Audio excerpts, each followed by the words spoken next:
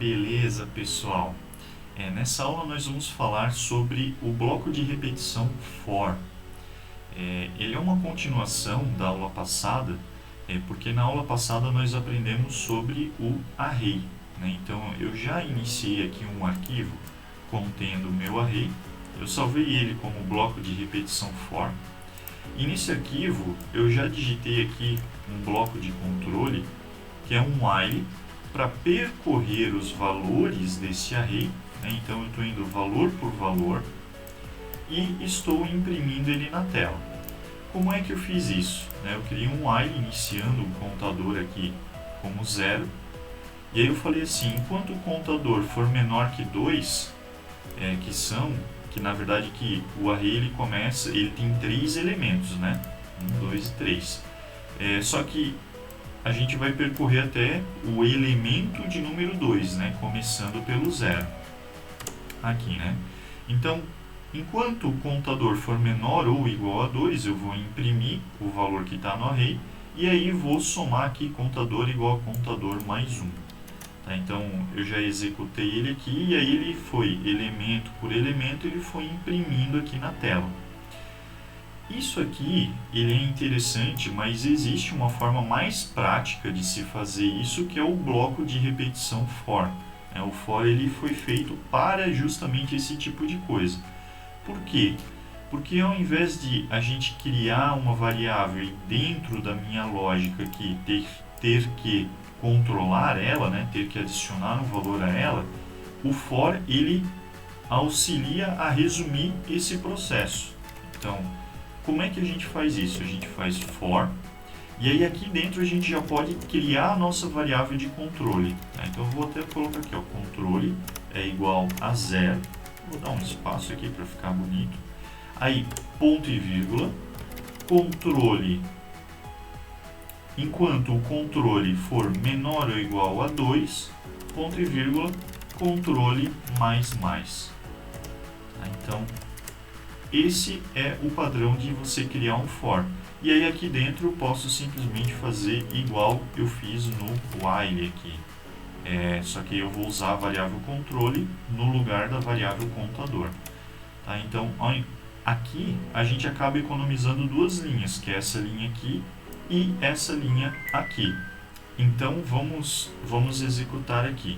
Logicamente, ele vai executar o while e vai executar o for, entregando o mesmo resultado aqui pra gente, né?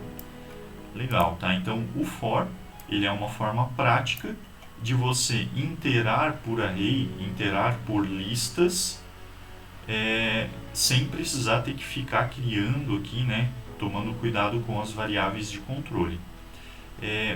Tanto aqui no bloco while quanto no bloco for, a gente vai ter um problema aqui nesse exemplo que eu estou dando. Eu vou comentar aqui para a gente ter apenas o for, e o problema é o seguinte: o que acontece se eu chegar aqui e adicionar um novo elemento? Vou adicionar o Pedro aqui no array de nomes. Se eu executar aqui, como eu fixei aqui para ele ir até o elemento 2, ele não vai mostrar o Pedro, ok? Então, como é que a gente faz para iterar sobre todos os elementos do array sem saber quantos elementos existem? Então, nós vamos fazer assim, o array ele tem uma propriedade, que essa propriedade ela vai existir em todas as linguagens, né? Assim como o bloco while, assim como o bloco for, a gente vai ter uma forma de trazer a quantidade de elementos do array, que geralmente é representado pelo tamanho. Então, esse len aqui significa o tamanho do array. Então, a gente está falando assim, array, ponto, quero saber o tamanho do array. Tá? Então, o nosso controle, enquanto ele for menor que todo o tamanho do array, ele vai adicionar mais e a gente vai imprimir o nome aqui. Então, agora, se eu der um F5, o Pedro vai ser impresso aqui embaixo. Aqui ele falou que len não é uma função, tá? Então eu vou tirar aqui e vou imprimir, olha só. Aí ele imprimiu o Pedro, e aí olha só que interessante, ele imprimiu também um undefined, tá? Isso vai acontecer porque eu coloquei aqui o igual. Nesse caso, a gente pode tirar o igual e aí executar novamente. Aí a gente foi até o Pedro. Então agora, se eu colocar um outro nome aqui, vou colocar o Goku, ele também já vai aparecer aqui, não precisando mais a gente ter que ficar alterando aqui a nossa variável de controle. Legal?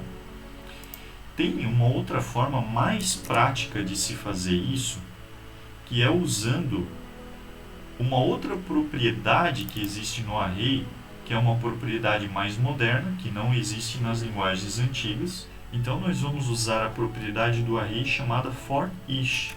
Então tá aqui, ó, array nomes.for-each.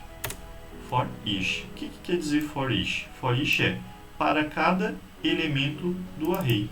Enquanto que o for, se nós fôssemos ler ele, traduzir ele para o português, nós estamos querendo dizer assim, ó, para cada interação que houver aqui, faça o que está aqui dentro, Então aqui, para a variável controle igual a 0, enquanto o controle for menor que os elementos do array, adiciona o controle e faça o que está aqui dentro.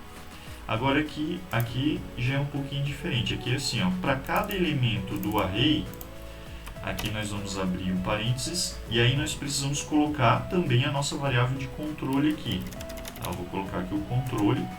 Aqui muda um pouquinho a lógica. A lógica que a gente precisa escrever é essa aqui, ó. É abrir esse tipo de operador aqui, abrir o parênteses e fechar o parênteses aqui. E aí aqui, ó, nós vamos colocar o ponto e vírgula, tá? Então aqui dentro ele vai funcionar diferente. Ao invés de nós imprimirmos array nome controle, que nem eu fiz aqui, ó, a própria variável controle vai ter o valor dos nomes. Então eu vou renomear essa controle aqui para nome. E aí aqui dentro eu vou colocar nome somente, tá? Então, se eu comentar aqui, ó, a gente vai ter o mesmo resultado. Ó, show de bola. Então, nessa aula aqui, nós aprendemos sobre a estrutura, o bloco de controle for. Esse aqui é o for que vai existir em todas as linguagens. Nós aprendemos também sobre um for mais reduzido, que é o for-each, faça para cada elemento. Que esse aqui não vai existir em todas as linguagens, então cada linguagem você vai precisar procurar se ela existe na linguagem, E aí agora a gente sabe que com essa estrutura de controle a gente consegue navegar por elementos de array de uma forma mais prática. Espero que você tenha gostado e te espero aí na próxima aula. Valeu!